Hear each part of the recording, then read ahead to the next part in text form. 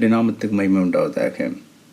இந்த கடைசி காலத்திலே வாழ்கிற நமக்கு ஆவியானவர் சில காரியங்களை இன்றைக்கு வெளிப்படுத்த போகிறார். இந்த கடைசி காலத்தில் அடுத்தடுத்து நடக்குகிற சம்பவங்கள் என்ன என்று ஆண்டவர் தெளிவாய் பேசின காரியத்தை இந்த வீடியோவிலே நான் பகிர்ந்து கொள்ள விரும்புகிறேன். ஆண்டவர் 2020ஆம் ஆண்டிலே எழுப்புதலுக்காக ஜெபித்த பொழுது சபைகளை பரிசுத்தம் படுத்தி பின்பு எழுப்புதலை கொண்டு வருவேன் என்று சொன்னார். அப்பொழுது சொன்ன சில காரியங்கள் சபைகளிலே பரிசுத்தத்தை கொண்டு வருவதற்கு முதலாவது அவர் தன்னுடைய ஊழியர்களை கொண்டு எச்சரித்து, சபைன்னா இப்படி தான் இருக்கணும், அதில் பரிசுத்தம் இருக்கணும் என்பதை சொல்லி, நான் முதலாவது அவர்களை பரிசுத்தப்படுத்துவேன், இரண்டாவது அதை கேளாத பட்சத்தில் நான் சவுக்கினாலும் விளாச்சினாலும் அவர்களை தண்டிப்பேன் என்று சொல்லி கர்த்தர் சொல்லுகிறார். தேசத்தில் சுவிசேஷம் பரவ வேண்டும், உலகம் முழுவதும் கடைசி காலத்தில் சுவிசேஷம் பரவ வேண்டும். இதுதான் கர்த்தருடைய பிரதான நோக்கம். அந்த நோக்கத்துக்காக தான் பூமியிலே சபையை கர்த்தர் வைத்திருக்கிறார். அப்போது இந்த சபையை சத்துருவானவன் இந்த தந்திரத்தை புரிந்து கொண்டதுனால, ஏன்னா நம்ம விசுவாசிகளும் நம்முடைய போதகர்களும் நம்முடைய தலைவர்களும் அறிந்து கொள்ளாத ஒன்றை பிசாசு நன்றாக அறிந்து வைத்திருக்கிறான். சபைகளின் மூலமாகத்தான் எழுப்புதல்.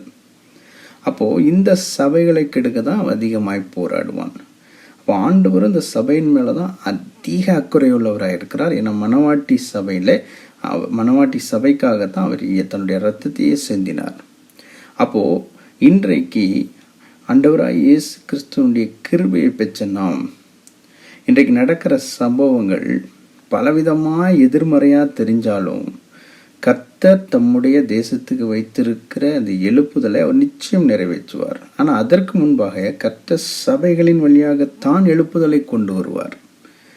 அப்போ ஆண்டவருக்கு ஒவ்வொரு திட்டத்துக்கும் ஒரு நோக்கம் உண்டு. அதனால தான் அந்த பரமேறி போகும் பொழுது இந்த சீசர்களை பார்த்து, நீங்கள் உலகமெங்கும் போய் சர்வ சிருஷ்டிக்கும் சுவிசேஷத்தை அறிவியுங்கள். அப்போது கர்த்தர் தம்முடைய திட்டத்தை சபைகளில் வைத்ததுனால தான் புதிய ஏற்பாட்டு காலங்களில் சபைகள் தொடங்கியது. அப்போது இந்த காலகட்டத்தில் 2020 எச்சரித்த ஆண்டவர் 2025 இப்போ நாங்கள் ஜெபித்து கொண்டு இருந்தபோது தெளிவாய் பேசினார். இனிமேல் தன்னுடைய சபை அவர் சவுக்கினாலும் விளாச்சினாலும் சுத்திகரிப்பார். அப்போது இந்த எச்சரிப்பின் செய்தியை கேட்கிற நாம் என்ன செய்ய வேண்டும்? முதல்ல நம்மை நாமே நிதானித்து அறியணும். அப்போது ஒரு சபையை கெடுக்கிற காரியங்களிலே அல்லது தேவனுக்கு விரோதமாய் செயல்படுகிற காரியங்களிலே ஒருவேளை நான் சபையிலே ஈடுபட்டு கொண்டிருந்தால் ஆண்டவர் இன்னைக்கு சொல்கிறது அப்படிப்பட்ட ஆட்களுக்கான கடைசி எச்சரிப்பு. அனனியா சப்பிராளுக்கு நடந்த அதே சம்பவங்கள் சபைகளுக்குள்ளே நடக்கும் என்று கர்த்தர் சொல்ல இருக்கிறார். அப்போ இனிமேல் நாம் அதை நடப்பதை பார்ப்போம். அப்போது மிகுந்த கவனமாக கர்த்தருக்கு முன்பாக நம்ம ஒப்பு கொடுப்பது ரொம்ப அவசியம். ரெண்டாவது, அந்த மோசேயினுடைய காலத்தில் நம்ம பார்த்தோம்னா என்னாகும் 16ஆம் அதிகாரத்தில் அந்த கோராகு கூட சேர்ந்து ஒரு குரூப் என்ன பண்ணுவாங்க, அப்படியே பூமி அவங்களை விழுங்கி போட்டதான். நம்முடைய ஆண்டவர் சர்வ வல்லமை உள்ளவர். அவர் ஒரு பக்கம் கிருபை உள்ளவர், ஆனால் ஒரு பக்கத்தில் பட்சிக்கிற அக்கினி. எபிரேயரில் சொல்லப்பட்டது போல அவர் பட்சிக்கிற அக்கினி. தம்முடைய திட்டோன் வரும்போது, தன்னுடைய சபையின் வரும்போது அதை பரிசுத்த குலைச்சலாக்க விடவே மாட்டார்.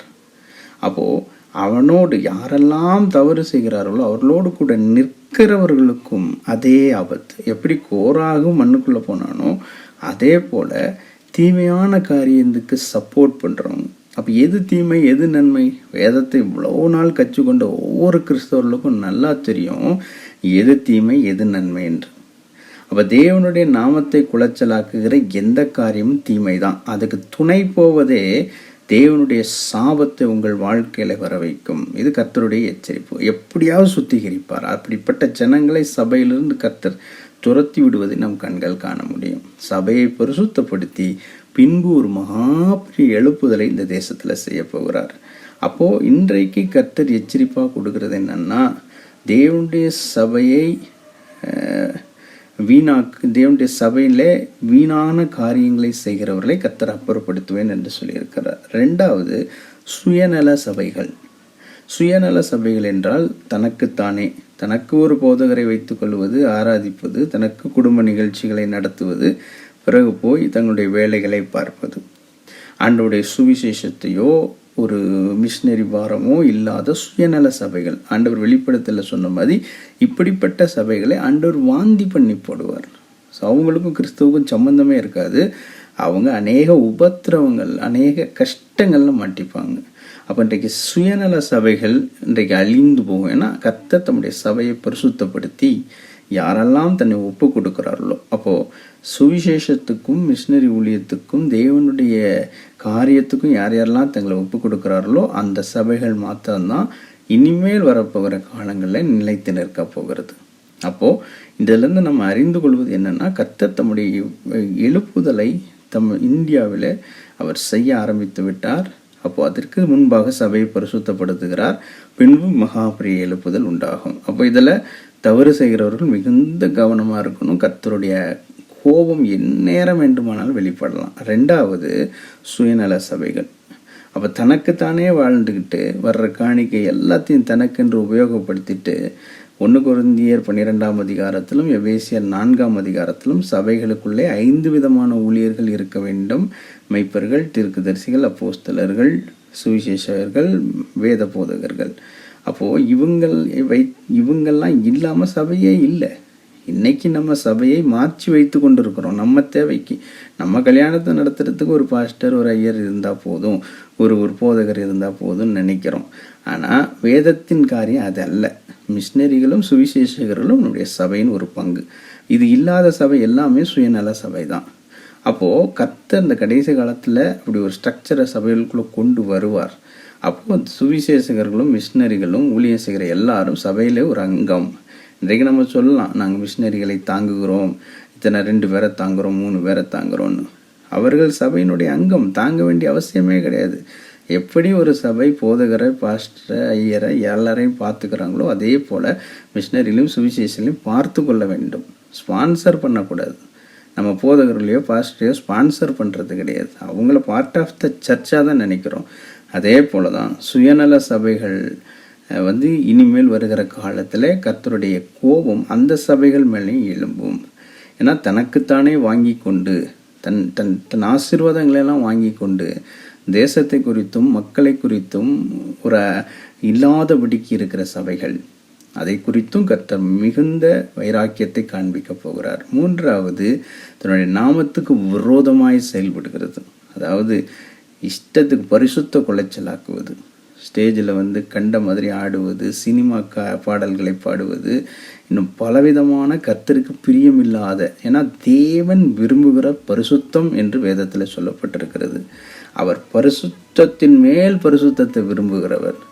அதனால் தேவனுடைய நாமத்தை பரிசுத்த குலைச்சல் ஆக்குகிறவர்கள் மேலும் இந்த கர்த்தர் இந்த ஒரு தண்டனையை கொண்டு வருவார். ஏன்னா இந்த தேசம் இனிமேல் ஆண்டவராகிய இயேசு கிறிஸ்துவை பார்த்து பயப்படும். எழுப்புதலுக்கு முன்பாக கர்த்தர் மேல் ஒரு பயம் வரும். அதன் பிறகு சபை மாற்றப்பட்டு அந்த நல்ல சபைகள் மூலமாய் தங்களை ஒப்பு கொடுக்கிற, ஊழியத்துக்கு ஒப்பு கொடுக்கிற, பரிசுத்தத்துக்கு ஒப்பு கொடுக்கிற சபைகள் மூலமாய் கர்த்தர் ஒரு எழுப்புதலை கொண்டு வரப்போகிறார். இது எச்சரிப்பின் செய்தி. இது யூகம் அல்ல, கர்த்தருடைய எச்சரிப்பின் தீர்க்க தரிசன செய்தி. அப்போ இதுக்கு நம்ம கீழ்ப்படியும். இதில் எந்த பகுதியில் இருந்தாலும், ஒருவேளை சபையில் குழப்பத்தையும் தீமையும் செய்து கொண்டிருக்கிற நபர்களோடு ஐக்கியம் வச்சிருந்தா தயவு செய்து விலகிடுவோம். உங்களுக்கும் உங்கள் குடும்பத்துக்கும் இது நல்லதல்ல. அடுத்தபடியாக சுயநல சபையாக இருக்கிற யாராக இருந்தாலும் விட்டுட்டு ஏதாவது ஒரு மிஷினரி இயக்கம், சுவிசேஷ இயக்கம், உங்களுக்கு பிடிச்ச எந்த இயக்கத்தினாலும் அந்த ஊழியரை அழைத்து அவரோடு கூட ஏதாவது ஒரு பகுதியில் சபையாக அவர்கள் ஊழியம் செய்வதற்கு நீங்கள் பின்பக்கமாக இருந்து எப்படி உங்கள் போதகர்கள் பாஸ்டர்களுக்கு உதவி செய்கிறீர்களோ அதே போல் அவர்களுக்கும் உதவி செய்து அவர்களை விசாரித்து அவர்கள் சிறையில் அடைக்கப்படும் போது அவரோடு கூட சென்று அவரை பார்த்து அவரோடு கூட சுவிசேஷம் சொல்ல நம்ம கடமைப்பட்டிருக்கிறோம். அப்போது தேவையில்லாமல் சொந்த காரியங்களிலே மாட்டிக்கொள்ளாதபடிக்கு அந்த சுயநலத்தை எடுத்து போட்டு கர்த்தருக்கு பிரியமான வழிகளிலே நடப்போம். 3வது, யாரெல்லாம் நம்முடைய தேவனுக்கு பிரியமில்லாத காரியங்கள் சபைகள் நடக்கிறதோ, ஆடல் பாடல்கள், சினிமா காரியங்கள், அசுத்தங்கள், இஷ்டத்துக்கு போதகர் வாழ்வது, அதனால் சாட்சி இல்லாத சபைகள் இருக்கிறவங்க உங்கள் மேலும் அந்த நியாயத்தீர்ப்பு வருவதனாலே எச்சரிக்கையாயிருங்கள். அந்த இடங்களை வேதம் சொல்கிறது, பொல்லாங்காய் தோன்றுகிற எல்லாவற்றையும் விட்டு விலகுங்கள். அப்போது ஒரு இடத்துல பரிசுத்தம் இல்லை. அப்போது ஒரு போதகர் அப்படிங்கிறவர் நமக்கு தீமோத்தேயு அதிகாரத்தில் எப்படி ஒரு போதகர் இருக்கணும் அப்படின்னு சொல்லிட்டு இருக்கு. அப்போ அதனுடைய டெஃபினேஷன் இல்லாத இடங்களில் தேவனுடைய பிள்ளைகள் இருக்காமல் ஓடிவிடுவது நல்லது.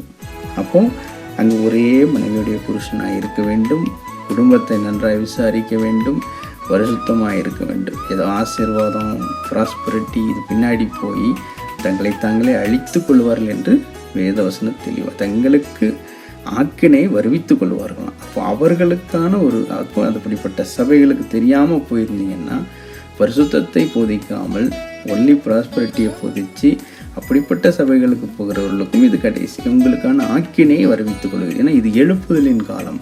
இங்கே சுத்திகரிக்கப்பட வேண்டும். சுத்திகரிக்கப்பட்ட பின் சபையை கொண்டு ஒரு பெரிய எழுப்புதல் வரப்போகிறது.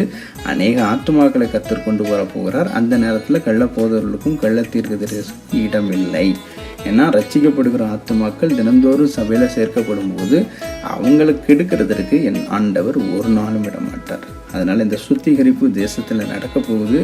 அவர் பட்சிக்கிற அக்னி என்பதையும் இந்த தேசம் அறிந்து, அவர் கிருபையின் தேவன், அவர் நீடிய பொறுமையுள்ளவர். ஆனால் அவருடைய பொறுமையானது நிரந்தரமானது அல்ல. எந்த நேரத்திலையும் தன்னுடைய சபையை காப்பதற்கு அவர் தன்னுடைய வல்லமையை விளங்க பண்ணுவார். இதனால் எச்சரிப்படைவோம், பயந்து நடுங்குவோம். ஏன்னா நடக்கிற காரியங்கள் எல்லாருக்கும் ஒரு பயங்கரமாக தான் இருக்க போகுது. அதனால் கர்த்தருக்கு கீழ்ப்படிவோம், தேசத்துக்கு ஆசீர்வாதமாய் மாறுவோம், பரலோக ராஜ்யத்தை சுதந்திரிப்போம். கர்த்தர் தாமே இந்த வசனங்களை ஆசீர்வதிப்பாராக. ஆமென்.